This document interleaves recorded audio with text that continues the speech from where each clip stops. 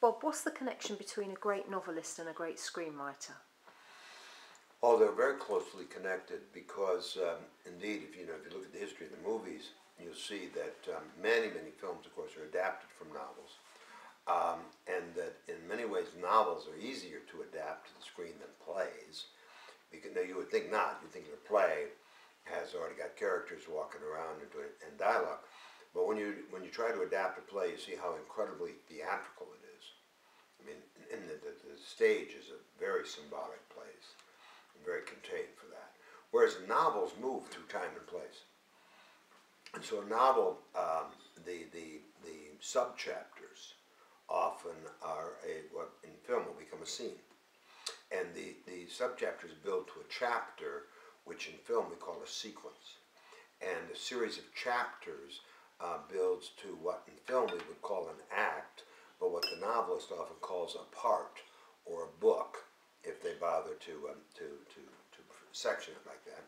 And so the way in which the imagination of a novelist, on one hand, moves through time and place is very similar to a film. On the other hand, the content of novels, what often interests novelists, is inner conflict.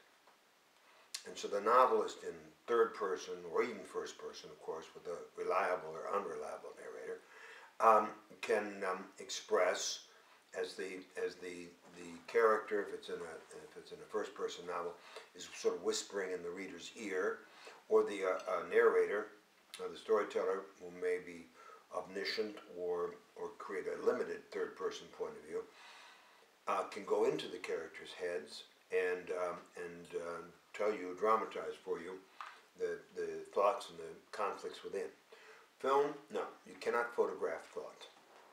And so the great challenge of adapting novel to the screen is how to take inner conflicts in characters and find a cinematic way to imply that. And that's not easy.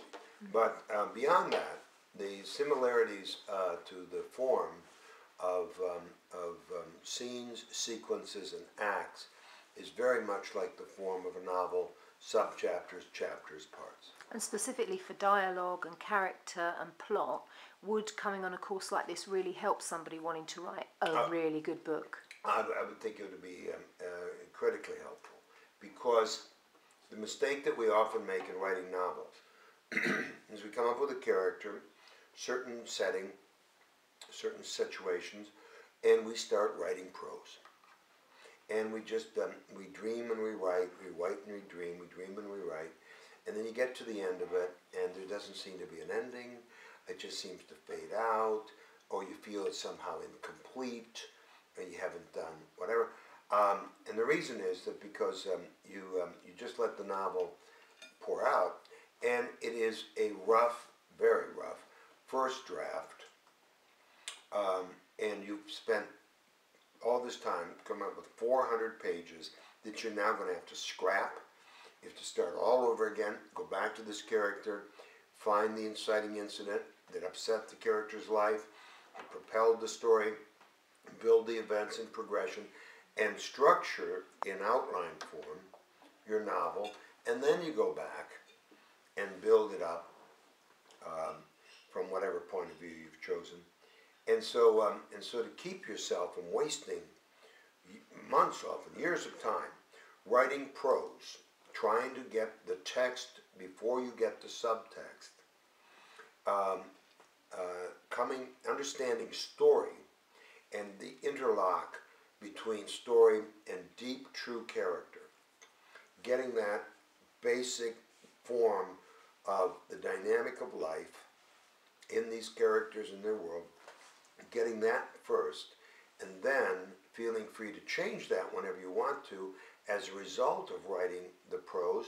But now you've got an understructure that you know where this novel's moving, and you know you have a sense of what the subchapters and the chapters will be, and you know what in the most important junctures of life has to happen. And you can aim for that. You can go around it. You can go through it. whatever, but you know that that somehow has to be implied, if not dramatized, in the novel itself. And so understanding, creating, better put, creating the understructure first, and then feeling free to build on that and improvise on that will save you an enormous amount of time. And the other thing you can come to understand in the novel, especially a big one, is you don't, unlike film, you don't have to come to a climax. You can simply come to an ending that has a sense of closure, but doesn't need to be a big, huge turning point if you have exhausted the characters. If you have emptied them out through all the choices and actions in their life.